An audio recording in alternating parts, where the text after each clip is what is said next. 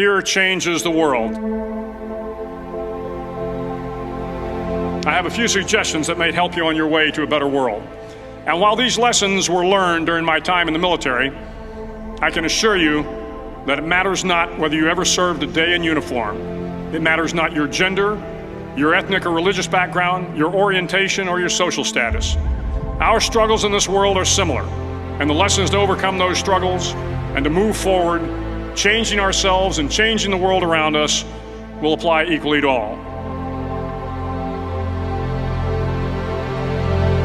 So here are the 10 lessons I learned from basic SEAL training that hopefully will be of value to you as you move forward in life.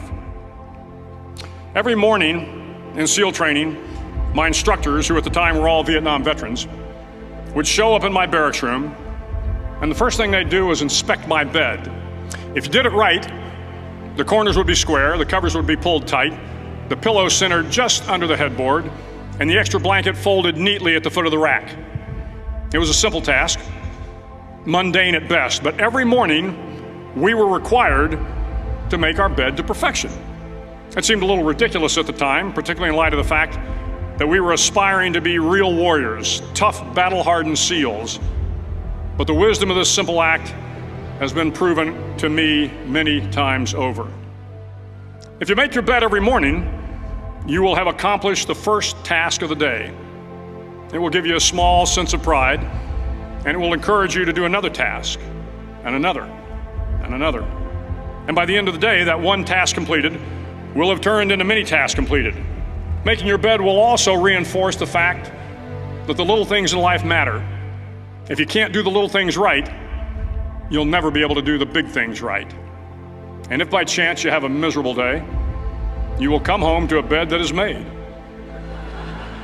that you made. And a made bed gives you encouragement that tomorrow will be better. So if you want to change the world, start off by making your bed.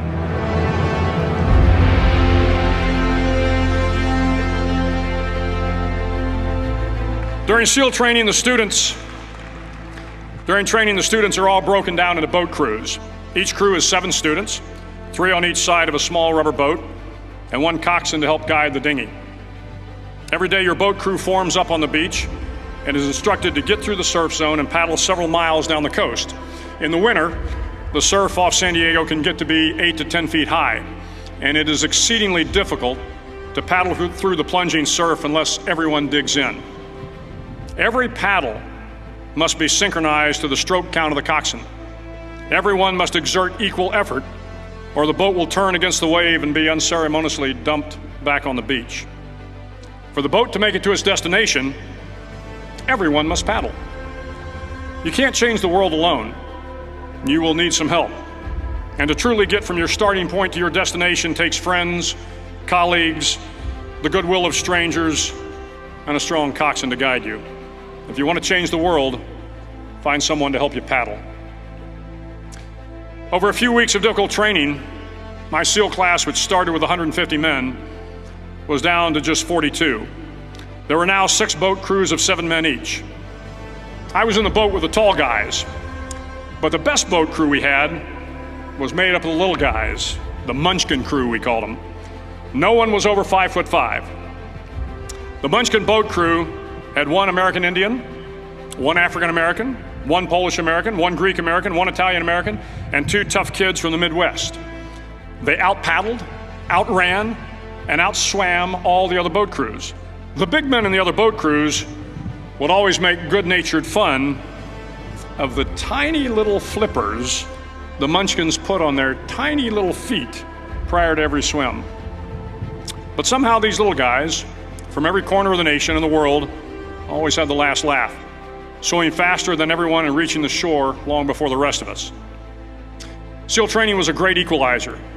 Nothing mattered but your will to succeed, not your color, not your ethnic background, not your education, not your social status. If you want to change the world, measure a person by the size of their heart, not by the size of their flippers.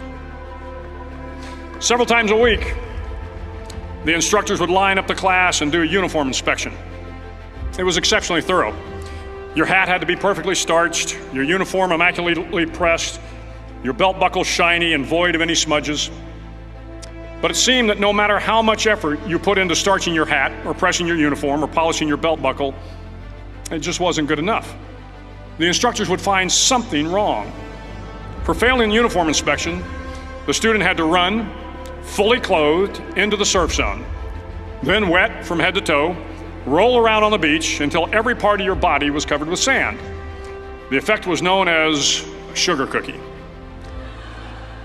You stayed in the uniform the rest of the day, cold, wet, and sandy.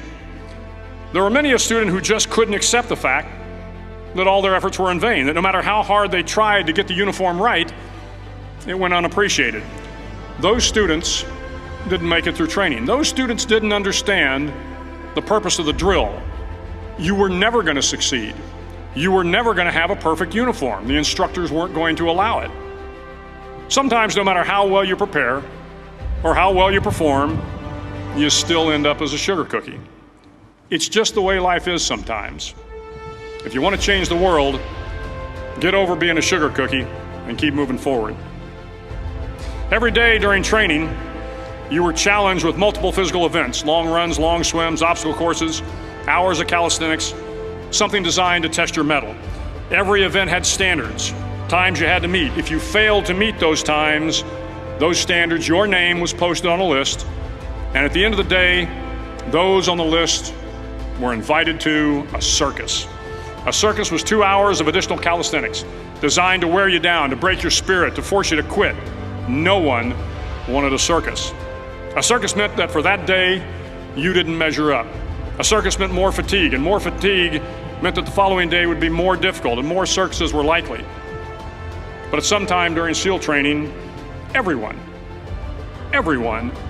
made the circus list. But an interesting thing happened to those who were constantly on the list. Over time, those students who did 2 hours of extra calisthenics got stronger and stronger. The pain of the circuses built inner strength and physical resiliency. Life is filled with circuses. You will fail. You will likely fail often. It will be painful. It will be discouraging. At times, it will test you to your very core. But if you want to change the world, don't be afraid of the circuses. At least twice a week, the trainees were required to run the obstacle course. The obstacle course contained 25 obstacles, including a 10-foot wall, a 30-foot cargo net, a barbed wire crawl, to name a few. But the most challenging obstacle was the slide for life. It had a 3-level, 30-foot tower at one end and a 1-level tower at the other. In between was a 200-foot-long rope. You had to climb the 3-tiered tower, and once at the top, you grabbed the rope, swung underneath the rope, and pulled yourself hand over hand until you got to the other end. The record for the obstacle course had stood for years when my class began in 1977. The record seemed unbeatable until one day a student decided to go down the slide for life head first. Instead of swinging his body underneath the rope and inching his way down, he bravely mounted the top of the rope and thrust himself forward. It was a dangerous move, seemingly foolish and fraught with risk. Failure could mean injury and being dropped from the course. Without hesitation, the student slid down the rope perilously fast. Instead of several minutes, it only took him half that time. And by the end of the course, he had broken the record.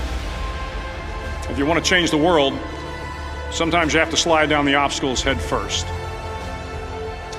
During the land warfare phase of training, the students are flown out to San Clemente Island, which lies off the coast of San Diego. The waters off San Clemente are a breeding ground for the great white sharks.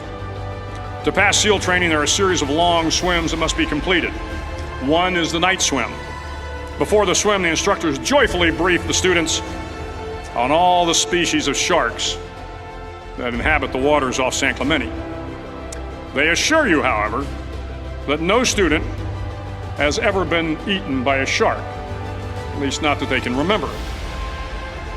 But you are also taught that if a shark begins to circle your position, stand your ground.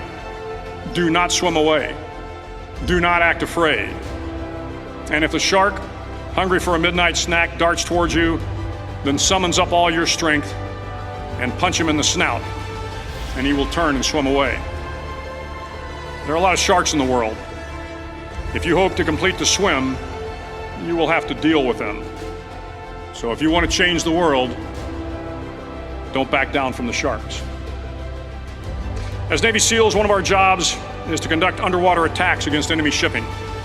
We practice this technique extensively during training. The ship attack mission is where a pair of SEAL divers is dropped off outside an enemy harbor and then swims well over 2 miles underwater, using nothing but a depth gauge and a compass to get to the target. During the entire swim, even well below the surface, there is some light that comes through. It is comforting to know that there is open water above you. But as you approach the ship, which is tied to a pier, the light begins to fade. The steel structure of the ship blocks the moonlight. It blocks the surrounding street lamps. It blocks all ambient light. To be successful in your mission, you have to swim under the ship and find the keel, the center line, and the deepest part of the ship. This is your objective. But the keel is also the darkest part of the ship, where you cannot see your hand in front of your face, where the noise from the ship's machinery is deafening, and where it gets to be easily disoriented, and you can fail. Every SEAL knows that under the keel, at that darkest moment of the mission, is a time when you need to be calm, when you must be calm, when you must be composed, when all your tactical skills, your physical power, and your inner strength must be brought to bear. If you want to change the world, you must be your very best in the darkest moments.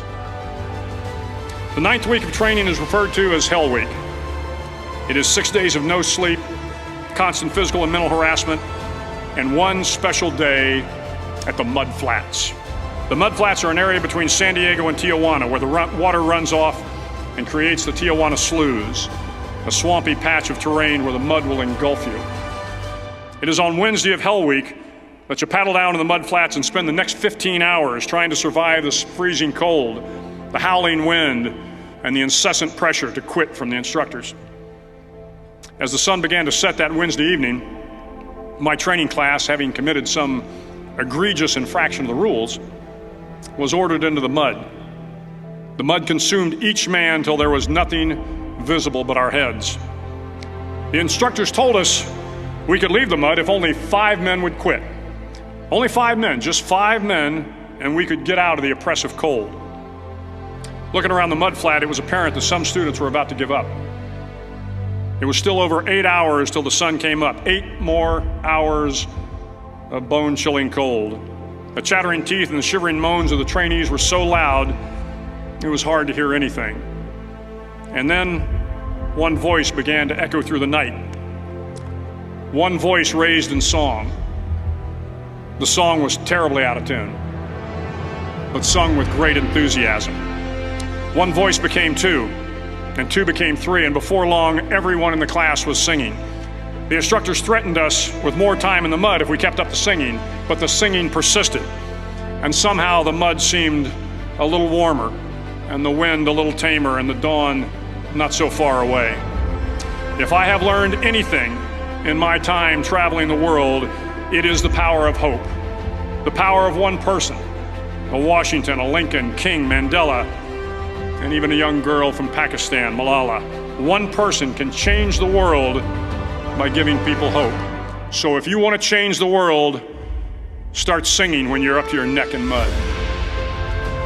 Finally, in SEAL training, there's a bell. A brass bell that hangs in the center of the compound for all the students to see. All you have to do to quit is ring the bell. Ring the bell, and you no longer have to wake up at 5 o'clock. Ring the bell, and you no longer have to be in the freezing cold swims.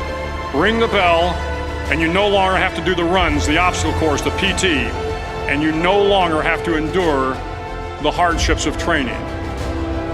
All you have to do is ring the bell to get out.